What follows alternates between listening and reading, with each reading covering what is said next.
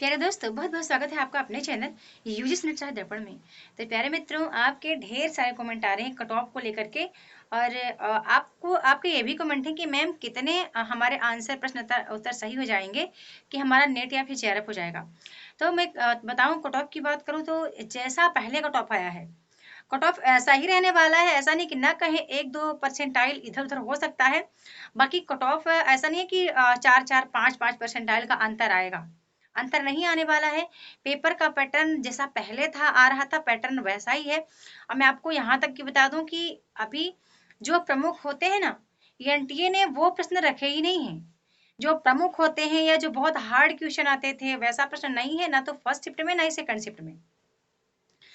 ना कहें कि ऐसे 8-10 प्रश्न ऐसे होंगे, 10 से 15 प्रश्न ऐसे होंगे जो आपने नहीं पढ़े होंगे, कभी नहीं पढ़े होंगे, आपने उस प्रश्न से आप परिचित ही ना होंगे। और बाकी चाहे शिफ्ट 1 का हो या शिफ्ट 2 का हो, ऐसी कोई रचनाएं ना हो जिसको आपने नहीं पढ़ा है, वो आपकी गलती है। आप रिवीजन नहीं किए थे, वो आपकी गलती है। ना कि ऐसा नहीं कि आप उस प्रश्न से परिचित ही नहीं हैं। आप बताइए, आप फणीश्वरनाथ रेणु की प्रश्न के रचनाएं नहीं पढ़े हैं? हजारी प्रसाद को नहीं पढ़े हैं? आप लाला श्रीनिवास दास की रचनाएं नहीं पढ़े हैं? आपने परीक्षा गुरु नहीं पढ़ा है? आपने पात्रों के नाम नहीं पढ़े थे जो आपके सिलेबस में हैं? तो ये सारी चीजें आप किए हैं, लेकिन ये है कि आपका सही से रिवीजन न हो पाना, एक तो ये वजह है। दूसरी वजह है आपके मार्क्स कम इसलिए हो सकते हैं क्योंकि आप कंप्यूटर स्क्रीन पर एग्जाम दे रहे हैं। पिछले वर्ष के अकॉर्डिंग इस बार स्क्रीन छोटी थी। एनटीए इतना चालाक हो गया है कि हम मुझे याद है पिछले बार जब मैंने पेपर दिया था, तो पिछले बार क्या स्क्रीन जो था ना पूरे फुल स्क्रीन आ रही थी। और इस बार हमें एक प्रश्न को, छोटे से छोटे प्रश्न को भी हम जब स्क्रॉल कर रहे थे, तब जाके हम सब पूरे प्रश्न को पढ़ पा रहे थे। अनसीन पैसेज यानी अवबोध पढ़ने में समस्या तो हो ही रही थी। बार बार ऊपर इधर भी स्क्रॉल करो, इधर भी स्क्रॉल करो, तब जाके हम पूरा प्रश्न पढ़ पा रहे थे। लेकिन पिछले वर्ष ये नहीं था, पिछले वर्ष अच्छा था, तो काफी टाइम उसमें भी जा रहा था। सिस्टम किसी किसी का बंद हो रहा था, कुछ लोग डिमोटिवेट हो जा रहे थे, तो बनता हुआ प्रश्न भी उनका गड़बड़ हो रहा था। क्योंकि एक बार उन्होंने जल्दी से दिमाग लगाया कि हमको सेट किस में करना है, प्रश्न अधिकतर कूट में थे। ठीक है, तो काफी सारी चीजें देखो, कट ऑफ आपके आंसर से ही मतलब बनना है। कट ऑफ जो है आपकी वजह से कट ऑफ बन कर आना है, लेकिन आपके यदि अच्छे से परफॉर्मेंस नहीं हो पाए, उसकी वजह क्या है? सिस्टम का सही तरीके से न चल पाना। सिस्टम जो स्क्रीन है, स्क्रीन छोटी होना। जो पहली बार एग्जाम दिए हैं वो काफी मशक्कत किए होंगे, क्योंकि उनका इधर उधर घूम रहा था माउस को। जो जो लोग प्रैक्टिस नहीं किए थे तो उनके लिए काफी समस्या थी।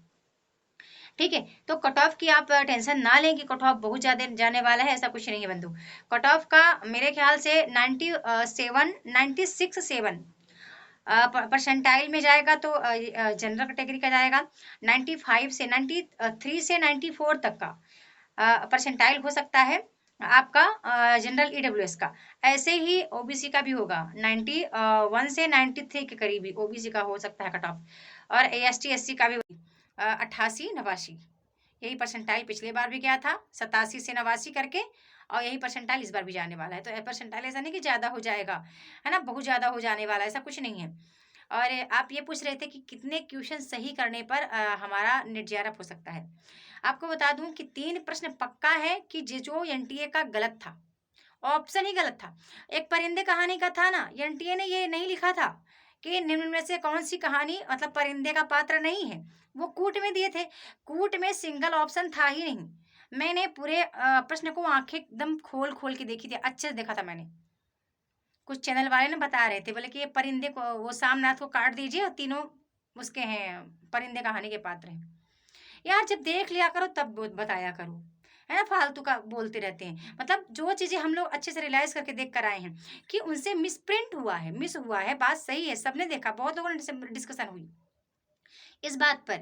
और कई 3 प्रश्न ऐसे थे जो एनटी की बिल्कुल गलत आई थी, और प्रश्न सही था, ऑप्शन में वो लोग मिसप्रिंट था ऑप्शन में।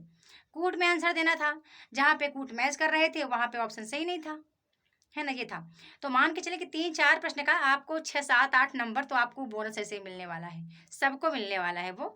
और ये बाकी कट ऑफ की आप टेंशन ना ले, कट ऑफ उतना ही जाएगा जितना हर वर्ष गया है। मैं भी पहले बहुत सोचती थी, अरे भाई इस बार मतलब पेपर सरल था तो कट ऑफ बहुत हाई जाने वाला, बहुत हाई जाने वाला है, लेकिन ऐसा कुछ नहीं है। कट ऑफ बस वही है, 95 से 97 या 96 97 परसेंटाइल, 97 98 परसेंटाइल जनरल का, 99 परसेंटाइल कुछ पॉइंट पे जीआरएफ निकल रहा है, और ऐसे ही 97 परसेंटाइल पे नेट निकल जाता है। 93 से 95 के बीच ईडब्ल्यूएस जनरल का होता है, ऐसे 91 से 93 के बीच ईडब्ल्यूएस का होता है। ऐसे ही एसटी एससी का 87 से 89 के बीच, या हाँ 88 87 88 89 इसी के बीच रहता है परसेंटाइल। तो आपके यदि मान लो मेरे ख्याल से यदि 90 से 95 प्रश्न आपके सही हो रहे हैं, ठीक है, 95 से 96 97 करके ऐसे प्रश्न सही हो रहे हैं, तो जनरल कैटेगरी का पक्का नेट होने का चांस है। जीआरएफ के लिए नहीं बोल रही हूँ, जीआरएफ का जाएगा ज़्यादा, 105 106 क्वेश्चन पर जीआरएफ होता है बंधु। पिछली बार 106 क्वेश्चन पर जीआरएफ हुआ था, तो इस तरह ही जाएगा। आप निश्चिंत रहें। लास्ट टाइम मैं यही कहूँगी कि आप ईश्वर से प्रे कर सकते हैं अपने लिए, और बाकी जो हुआ सो भूल जाएं। और ये ना सोचिए कि पेपर बहुत हार्ड आया था, हार्ड नहीं था। हमारी कमियों हमें कमी होती है, और कभी कभी ये होता है कि हमसे बनता हुआ प्रश्न गलत होता है। ऐसा नहीं था कि हमसे बन नहीं रहा था। कभी कभी होता है कि हम घर आते तब पता चलता है कि ऐसा मुझसे भी हुआ, इस बार भी मुझसे हुआ। एक दो प्रश्न मेरा ऐसा था कि मतलब उसको मैंने सही किया, फिर मैं बाद में ऐसे टाइम बचा था 10-15 मिनट का, अब मैं फिर जाके उसमें संशोधन करने लगी, अब वही प्रश्न मेरा गलत हो गया। फिर घर आके मैंने सोचा कि अरे भाई, मैंने पता प्रश्न तो बहुत ज़्यादा उंगलियों पर याद हो गए थे, क्योंकि स्क्रीन काफ़ी सारी चीज़ें अभी रटी थी, तो मतलब चल रहा था दिमाग में कि ये प्रश्न आया था, ये था, हमने ये लगाया। फिर लगा कि अरे हमने ऐसा क्यों किया। फिर पछतावा भी हो रहा था। मैंने कहा अभी जो होगा, मतलब जो आएगा रिजल्ट आपका, आप पास होते हैं तो भी एक्सेप्ट करना है, फेल होते हैं तो भी एक्सेप्ट करना है। मतलब ये नहीं सोचिएगा कि आप फेल हो गए हैं तो आपको लग रहा है कि आप कमज़ोर हैं।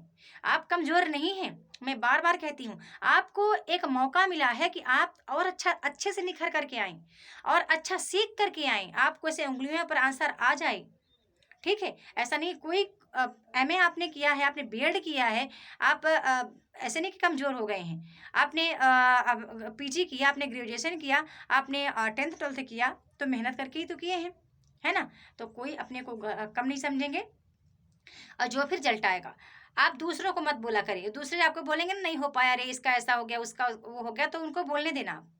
6 महीने फिर आप तैयारी करना, चुपचाप तैयारी करना, मतलब कहते हैं ना सफलता सुर मचाती है, उस टाइप का करना है। और फिर आपको अच्छे से फिर आके आपको करना है। मई अप्रैल मई तक आप देखिएगा, परीक्षा होगी इस बार।